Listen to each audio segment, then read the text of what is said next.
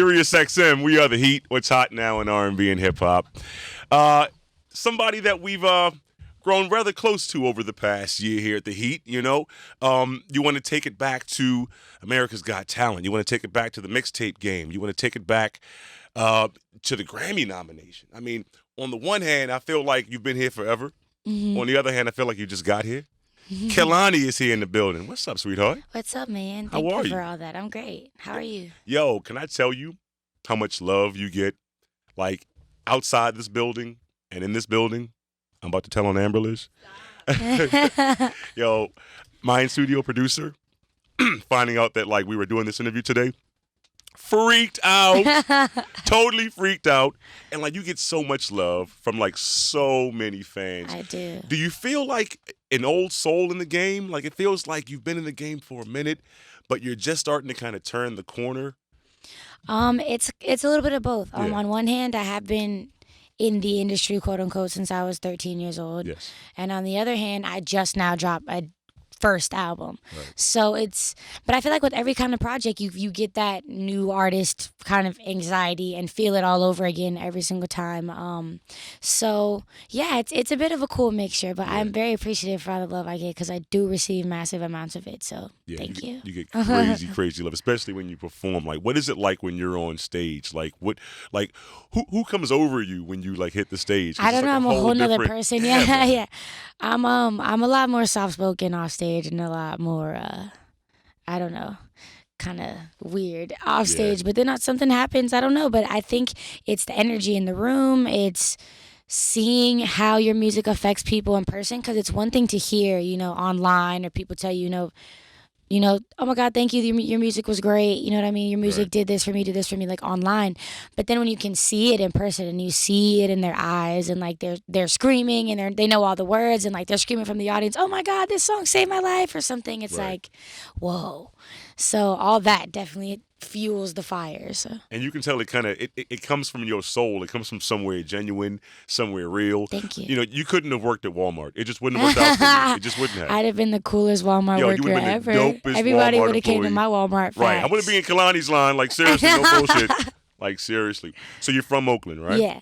And so you have that kind of real kind of background. Like, I don't know. Like, Oakland kind of reminds me. I'm from Baltimore. hmm Reminds me of Baltimore. Mhm. Working town, working class. Real people. Yeah. You know what I mean? Like Culture. Yeah. Yeah. People that kind of stand for something. hmm So you wanted to do this ever since you were, younger than 13. Yes. I mean, you wanted to kind of do this since you Well, were. I a wanted to girl? be a performer. I didn't even know what kind because I was so into so many things. My mom would play songs on the radio and I would like sing all of them and she'd be like, you can sing. And I'd be like, it's kind of awesome, huh? Singing is great. Right. And then I was in dance classes and I wanted to be a dancer. But I really wanted to be a dancer until I got a knee injury and couldn't dance anymore and had Okay. to forcefully start really getting into singing because I went to an art school. So you had to pick another thing to go into or Right. else what was the point of me going to an art school? So I went into the singing class Mhm. and that kind of nurtured, like discovering my voice and really kind of discovering the persona that comes with the voice. Yeah. Because I was just always terrified. Like they would make me sing in front of class and I would be so freaked out. So the art school definitely helped, bring all that together. And so that gave you the confidence to kind of be in front of large crowds. Like, Yeah. when did you realize, okay, I can do this? Well, Dwayne Wiggins created this band Mm-hmm. at the art school and he would just put us through so much rigorous training. It was pretty awesome.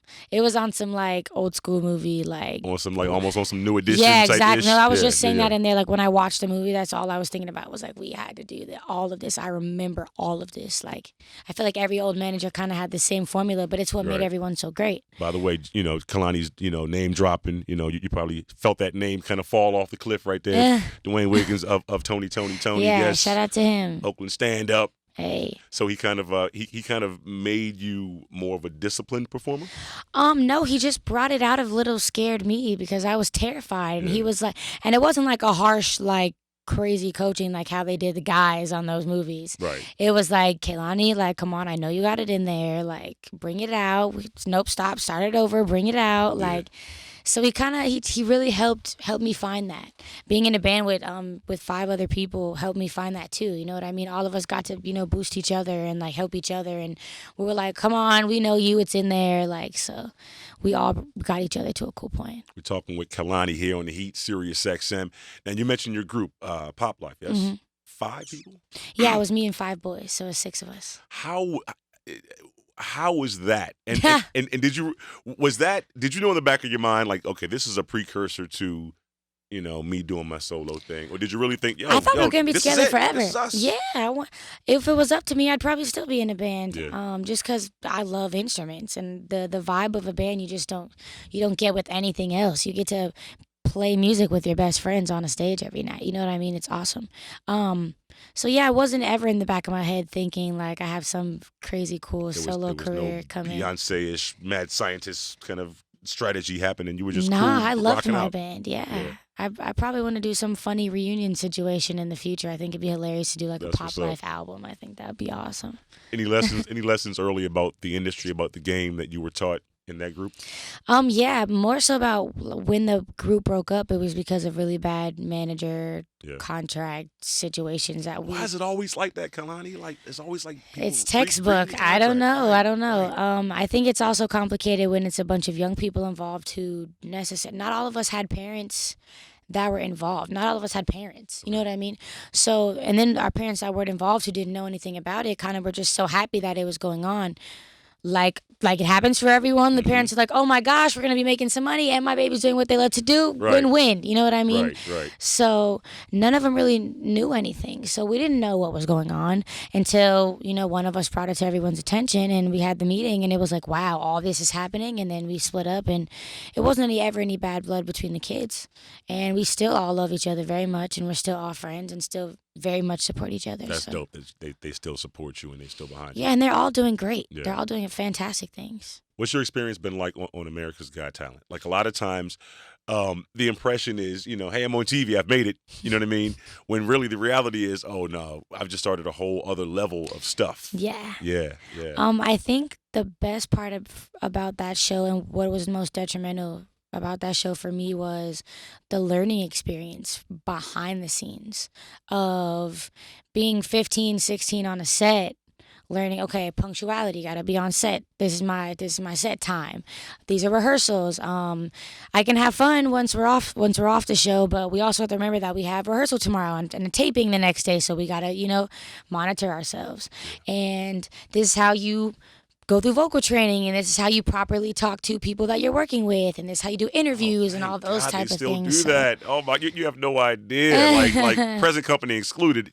I've sat with interviews with artists where I'm like, I'm talking to a box of Kleenex right now. There's like nothing happening right now. Yeah, I feel like a lot of artists just do they just be over interviews? I don't know, but I think it really helps connecting with the fans. And for a while, I was really over interviews, but I think it's just about sitting down across from somebody who you feel like actually cares about the answer to the question they're asking. Mm-hmm. You know what I mean? It's really hard to sit down and talk to somebody who you feel like is who feels like is asking a question so they can find something that you said to kind of twist it, to say it on Twitter so that they can get a click to their website. You know what I mean? Right.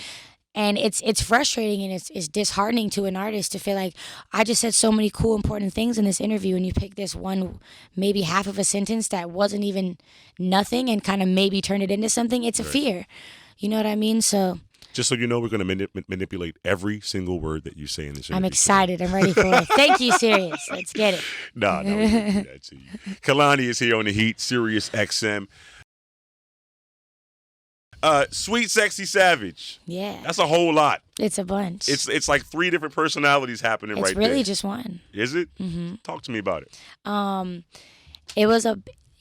got the title from kind of accepting that myself as a woman and all women and everybody really, but this was geared towards women, that we get put into these categories that are pretty hilarious and kind of unfair. And then when we are 100% ourselves and present in who we are, it's people are just like, what is this mess? It's like there's a housewife and there's the girl next door and here is, the freak and here's the da-da-da-da-da and this is the nasty girl and this is What, wouldn't you want your woman to be all of it at the same time? Don't we? Okay. Aren't we all of it at the same time? You know what I mean? I feel like it was just about telling myself to accept it, that we are all of it. So Yeah. yeah. Any kind of correlation? Because you dig back, you sample Aaliyah, New Edition, Sweet Sexy Savage kind of makes me think Crazy Sexy Cool. Like, Yeah. is that intentional? At first it wasn't at all. We were just Okay. in Hawaii and we were just talking about it, and I was like, I don't know how these songs are gonna fit together, because some of them are pretty sweet, some of them are pretty sexy, some of them are like, kind of savage, but like then again, some of the savage ones are kind of apologetic, so that makes them sweet and da da da da da. Yeah. And then my manager was like, wait, say that again. That's like totally a title. And I was like, okay, but wait, like TLC. And then I thought about it, and it was not only just good homage, but to me, all of them were crazy, sexy, and cool. But it was this split up that was, one was crazy, one was Right. sexy, one was cool. But That was the thing. they right? were all so along, they were crazy all and three- sexy all and three were cool. all three. Exactly. So that was just my take on it. Got you. I love the '90s homages. You know what I mean? I love throwing it back. Yeah. It's like kind of like, I call it like laundry day music, and let me explain that. No, I love that. Yes, That's perfect. It's Saturday afternoon. Yeah, You know what I'm happy, saying? just like I'm easy doing laundry. going. The sun is shining through the window. It's dope. You get me. Like, that's the kind of like feel that I get. Yeah. Can I call it R&B? I feel like I don't want to even call it R&B. I don't call it R&B music. What do you call your music? I would just have to say we need a category called laundry day music, because Okay, or I call it okay. morning music. Yeah. But to me, there was this sweet spot in music in the early 2000s. After, because I feel like the 90s was even very emotionally packed, but Mhm. I feel like in the early 2000s there was this sweet spot of laundry day music. You know what I Yes, mean? Of yes. like Nelly Furtado, Natasha Bedingfield, like Jill Scott. In the more like just something that was like nice, and it wasn't too hard to swallow. You didn't have to reach too hard to decipher the lyrics, Yes. and it didn't make you They defied sad. classification. They weren't, in any type Yeah, of box. Yes. exactly. And it was just like nice. And I feel like my mom would play it when she was making breakfast, or my mom would play it like on the ride to school, and it would start my day off right. And it would make me it would bring me warmth. So I feel like I really just wanted this album to just make you warm and kind of just put you in a vibe without necessarily overthinking it, or you know what I mean. And I don't know if that's quote unquote surface level. I feel like not everything is supposed to just make you think extremely hard. Yes. Sometimes it's just supposed to make you feel good. So It's that good fluff and fold music. exactly, That bacon Fluff and and eggs fold, you music. Right. got Come the on now. gems. It's Kehlani here, about to start your tour. Yeah. Like, are you excited about it? You must be I'm excited. so Getting out in excited. front of your fans, yo. I made a lot of this music for live performance, just because you go on tour, you see what works. I've been performing the same mixtape for like a year and a half. Yeah. So I know what is danceable now and what works. And so the show's definitely even crazier than it was before. We now have a drummer, and we now have a cool lighting guy and a dope visual guy. And Yeah. I'm just really excited for everybody to see the growth of, from the You Should Be Here tour to the Sweet Sexy Savage tour. Dope. Does your family kind of get where you are right now? Did they get the whole like, yo, I was up for a Grammy. Yo, I'm a big dick. Yo, like They Are they with you understood. for the ride? They're just happy for me. Yeah. They don't really understand. Like, some people have musician family members that like really understand what's prestigious and what's, things like that. But they were happy for me. They couldn't comprehend that I was the second person ever to be nominated off of a mixtape, and the first woman at that.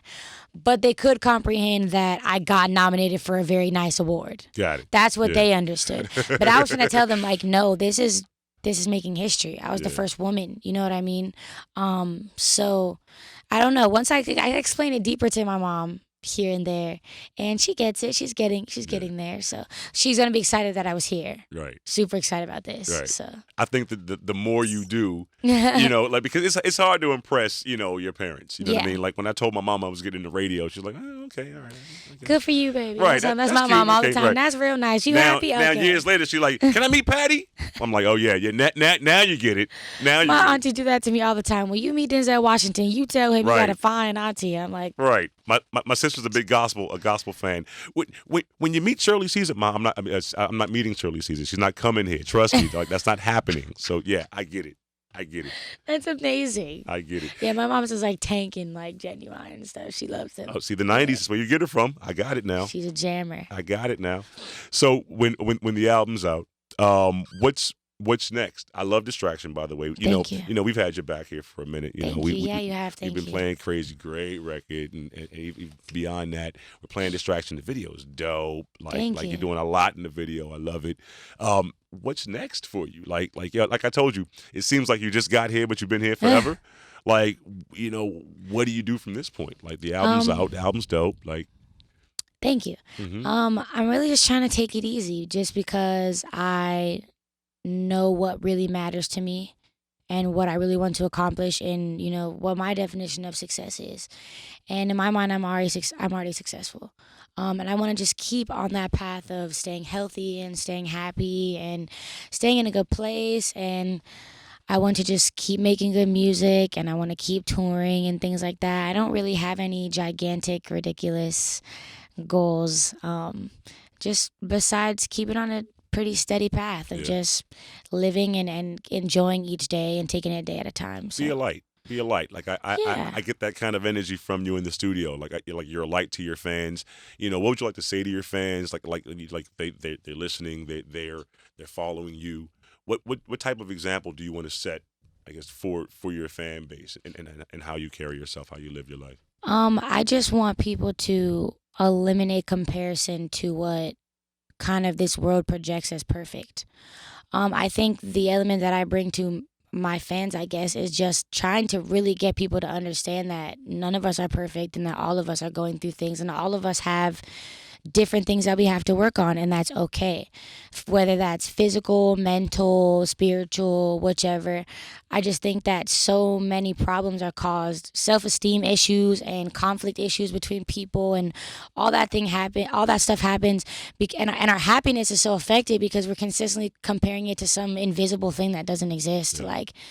So I just want people to know, whatever you're doing, make sure you're happy and make sure that you're proud of yourself and that you love everything going on about it and nothing else matters, and don't compare your lives to anyone else, and just all of that. You know what I mean? Stay consistent and please put yourself and your happiness first. And thank you so much for listening to me. No doubt, no doubt. So when you do your laundry this weekend, Turn it on. have Sweet Sexy Savage on. I'm telling you, washer, dryer cycle, make your breakfast to it. You know what I mean? Make your lunch to it. It's the best. Afterwards, hit a J to it. Anything.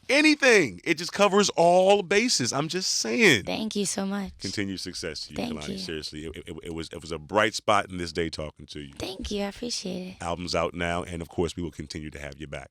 Thank you, guys. That is Kehlani. It's the Heat, Sirius XM.